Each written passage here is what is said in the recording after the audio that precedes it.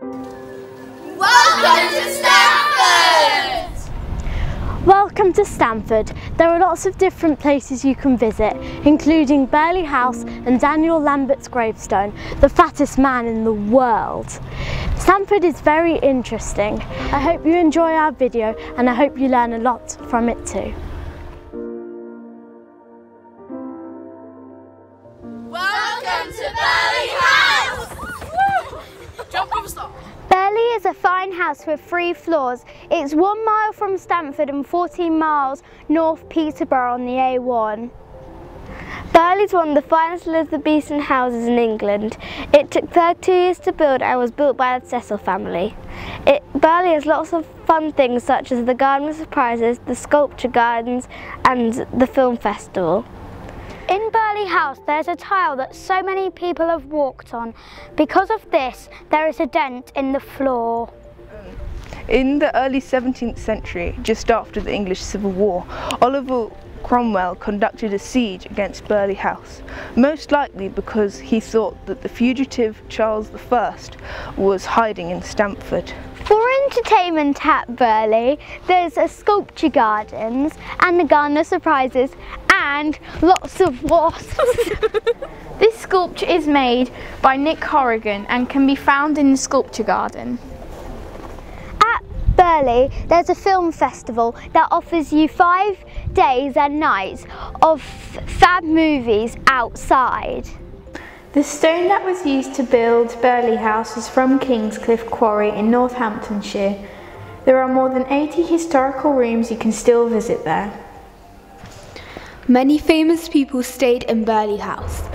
David Cecil stayed when he was little and would climb the bedposts. He grew up to be a famous athlete. Queen Elizabeth was going to stay but didn't due to an outbreak of smallpox in Burghley.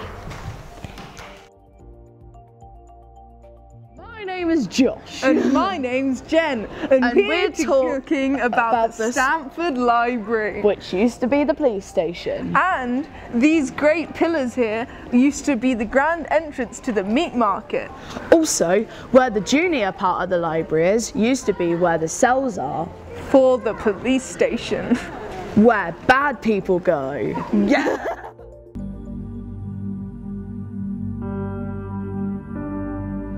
Daniel Lambert, known as the largest man of his time, was a field sportsman, breeding cockerels and dogs. He was born in Leicester and came to Stamford, then sadly died, and his coffin required 156 square feet of wood and had wheels fitted for easier burial. The common misconception is that Daniel Lambert was from Stamford. He wasn't, he was from Leicester, and he worked in a jail. As he got bigger, he used to charge people a shilling to come to his house and look at him. That's how he made his money. When he died, he was indeed the fattest man in Britain. Legend has it that on the night of his death, which was literally just up the road, he got stuck in an alleyway. Basically, they had to take the window out of his house to release him. And it took 8 men to carry him. Welcome to Daniel Lambert's gravesite. Part of the wall had to be dismantled to remove his body for burial. Did he have to get his clothes fitted at a tailor? Absolutely. So he had his clothes specially made. He wasn't a poor person by any means. He made money by getting people to pay 1 shilling to look at him. How heavy was Daniel Lambert? On the latest record that we have when he died, well, in 1793 he was 32 stone, and in 1804 he'd gone up to 49 stone, and I believe when he died it was 52 stone. Isabel Edwards, aged 25, charged on the oath of John Dewey from Bourne, that'll be you in the witness box, with having slaughtered and stole a lamb, the property of the said John Dewey. Guilty, death recorded. Aged 22, on July the 4th, charged with the willful murder of Edward Button on the night of the 2nd by stabbing him with a knife at the aforesaid Grimsby. Guilty, death to be executed on Friday. You can't say nothing. Freya Harness, after the commencement of these assizes, charged with stabbing a pig at 11 p.m. on Saturday night, July the 16th, the property of Mr. Brunny. Guilty, death recorded.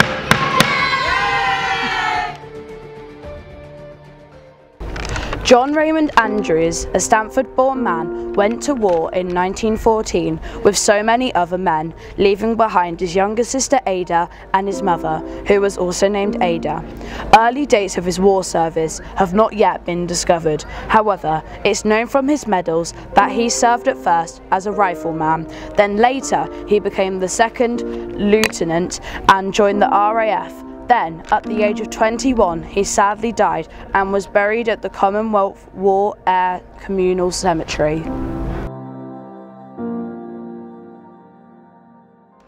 On these streets here, there is a fish and chip shop down there. This fish and chip shop was in the painting of the Bull Run in a town hall. The Bull Run started when 2 bulls were fighting in a field. One of them escaped and ran into the town. Children and the Earl and his horses went to chase the bull. Soon, hundreds more started. The bull was chased into the meadows and was knocked into the River Welland. After that, they barbecued it and ate it as a roast dinner. The Earl thought this was so much fun that this would be something to carry on for generations. In the late 1800s, after the Bull Run had been going on for hundreds of years, the Mayor of London decided that it was extremely cruel and it wouldn't go on anymore. However, the people of Stamford had enjoyed it for so many years that they didn't want to stop. As a result of this, the Red Coat from London came up to Stamford to stop it.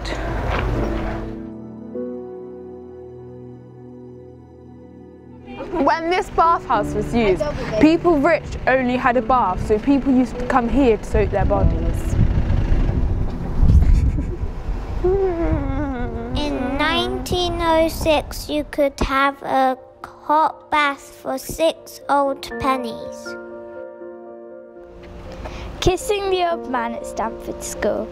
It is my intent, and on it I'm bent, in our spacious hall, to the school roll to call of those who have felt, from foot to the belt, most cruelly pinched and woefully lynched, while the kissing the face with a horrid grimace, and a very poor grace of the old man.